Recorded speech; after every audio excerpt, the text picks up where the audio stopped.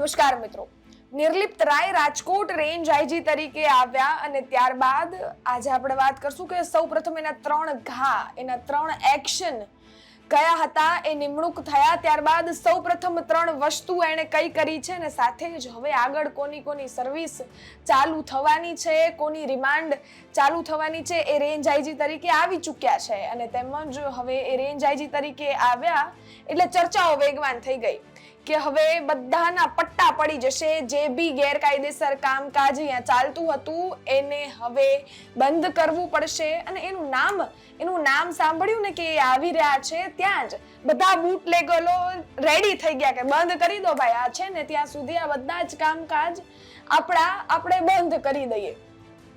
અને એવી પણ વાતો હતી કે એને મોકલ્યા છે સફાઈઓ કરવા જ હવે એ આવી ચૂક્યા છે. એટલે આપણે વાત કરશું કે જ્યારે રેન્જ આઈજી તરીકે રાજકોટમાં એને પગ મૂક્યો અને તેમજ એને 3 એક્શન કયા લીધા. સૌપ્રથમ એક્શનની વાત કરવામાં આવે તો એ સીધા જ ગોંડલ ગયા હતા. ગોકુળિયું ગોંડલ છે એમાં એક્શન તો લેવાના જ હતા, કારણ કે અહીંયા બુટલેગરો એટલા બેફામ થયા હતા કે ન એને કોઈનો ડર હતો.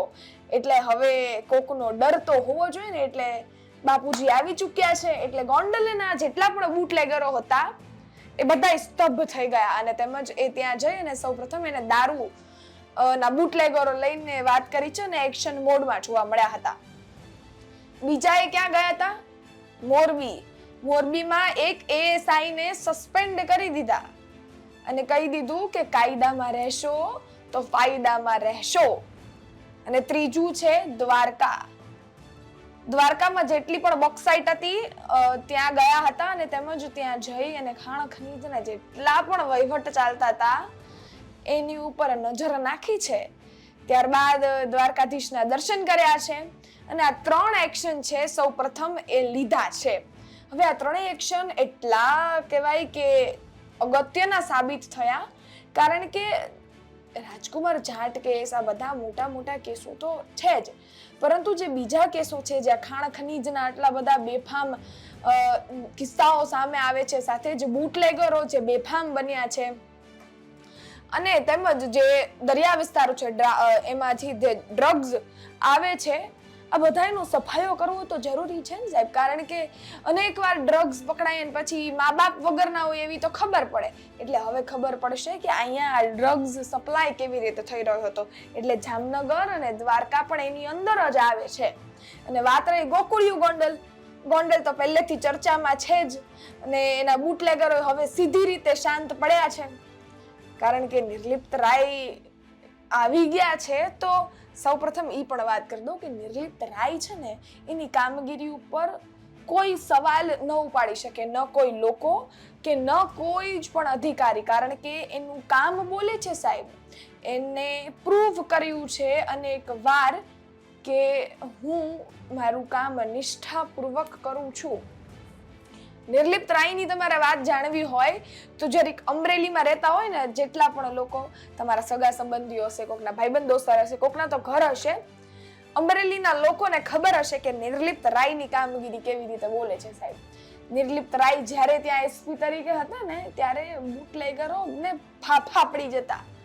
નિર્લિપ્ત રાયની એક હેબિટ પણ છે, એ જોવા જઈએ તો જ્યાં જાય ત્યાં એક લિસ્ટ મંગાવે. એના જ લોકો પાસે, એની અંદર જે ટીમ કામ કરતી હોય ને એની પાસે જેટલા પણ લુખ્ખા હોય ને એના લિસ્ટ મંગાવે અને ત્યારબાદ એક પછી એક બધાના રિમાન્ડ ચાલુ થાય.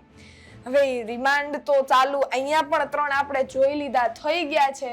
પહેલે વેલું ગોકુળિયું ગોંડલ, ત્યારબાદ મોરબી ને દ્વારકા.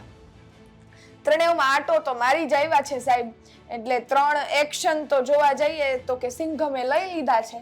આવનારા સમયમાં કોની રિમાન્ડ લેવાતી જશે એની ઉપર પણ આપણે વિગતે વાત કરશું જ. તમારું શું માનવું છે કોમેન્ટમાં ચોક્કસથી જણાવજો. હા, નિર્લિપ્ત રાય જે રીતે હાલ એક્શનમાં છે એના 3 પહેલા એક્શન મેં તમને કહી દીધા અને હવે આવનારા સમયમાં ખાણ ખનીજ ને લઈને ખૂબ એક્શનમાં જોવા મળશે અને સાથે જ દારૂના બુટલેગરોની તો ધૂળ કાઢી નાખશે.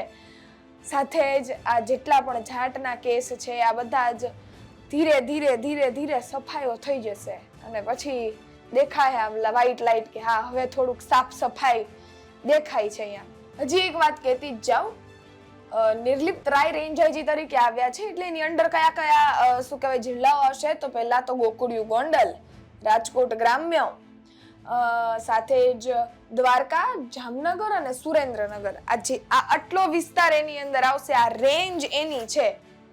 એટલે આ રેન્જમાં જેટલા પણ કાળા કામ થતા હશે ને બધાય હવે કહેવાય ને કે ધીરે ધીરે ધીરે ધીરે એની સમક્ષ આવશે ને પછી એક બાદ એક બધા એની લેફ્ટ રાઈટ ચાલુ થઈ જશે. ભાઈ તમારું શું માનવું છે કોમેન્ટમાં જણાવજો. નિર્લિપ્ત રાય એક્શનમાં છે, મેં તમને આ પણ કીધું એની અંદર કયા કયા વિસ્તારો આવે છે, વિસ્તારોમાં શું ચાલી રહ્યું છે એ અને તમારા અભિપ્રાય અમારા સુધી ચોક્કસથી પહોંચાડજો. હા, હજી સુધી ચેનલ સબસ્ક્રાઇબ ન કરી હોય તો જમણા હાથેથી જમણી સાઈડ જ બેલ આઇકન આવશે, પ્રેસ કરી અમારી ચેનલ સબસ્ક્રાઇબ કરો.